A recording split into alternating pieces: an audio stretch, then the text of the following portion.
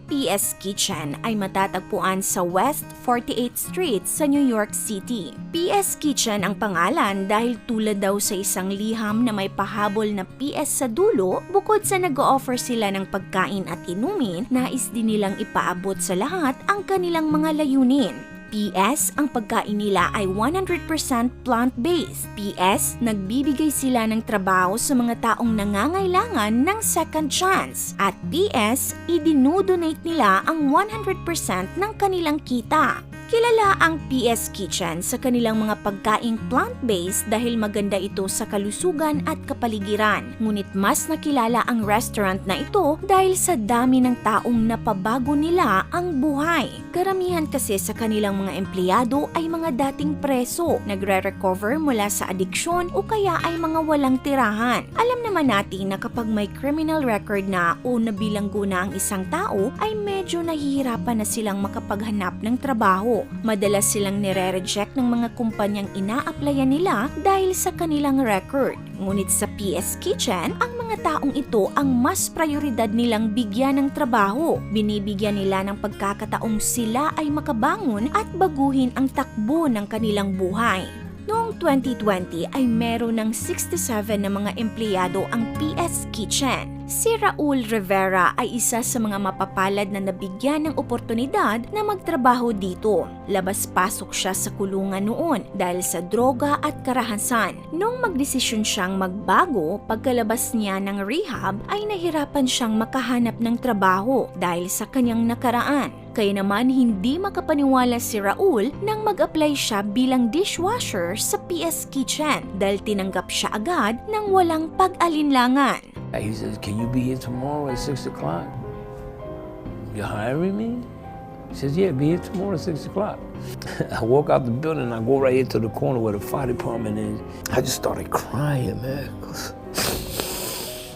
Umiyak na lamang si Raul sa tuwa dahil may tao pa palang magbubukas ng pinto para sa kanya. Para kay Raul, ang PS Kitchen ay hindi lang trabaho, kundi ito ang nagsalba sa kanya. Dahil sa trabaho niya ay naramdaman niyang may halaga siya. Sino ba ang utak sa likod ng restaurant na ito?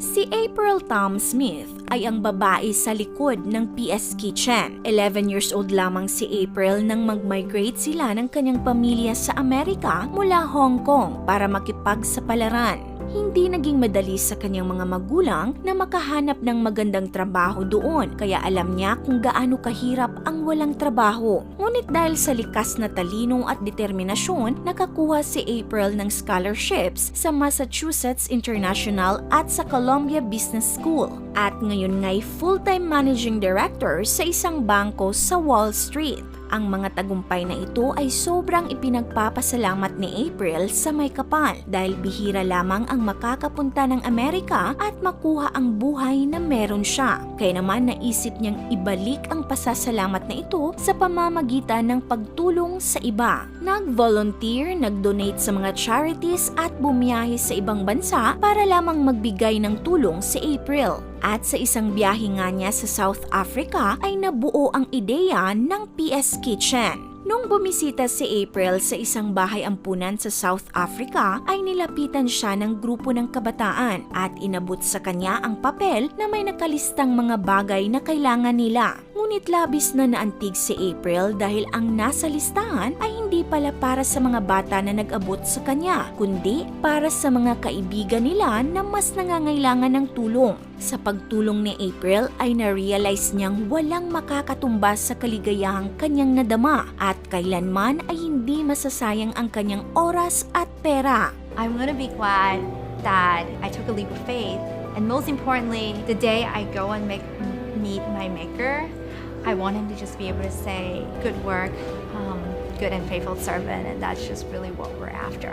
Hanggang sa may kaibigang nag-suggest kay April na bakit hindi na lang sila magtayo ng restaurant kung saan ang lahat ng kita ay i-donate nila sa mga charities. Nang sa ganun ay palagi silang merong maibibigay na tulong sa mga nangangailangan. At dito na nga nabuo ang PS Kitchen. Bago tayo magpatuloy, na-inspire ka ba sa ginawa ni April? Kung oo, ay mag-comment po kayo ng yes. Mula nang buksan ang PS Kitchen noong 2017, nagkaroon na ito ng revenue na aabot sa $3.7 million.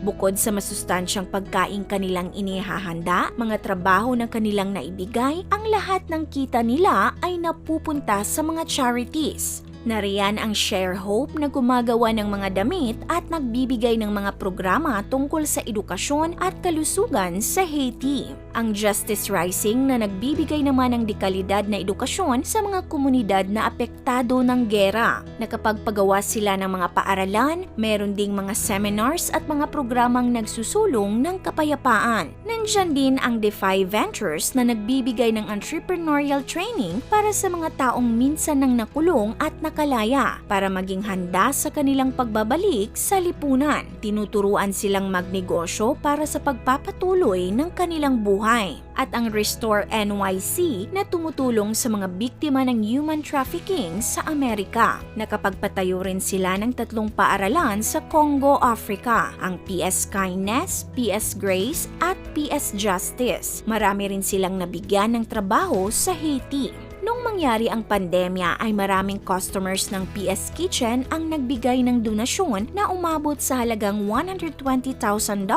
na siyang itinulong at ibinili nila ng pagkain para sa mga frontline workers.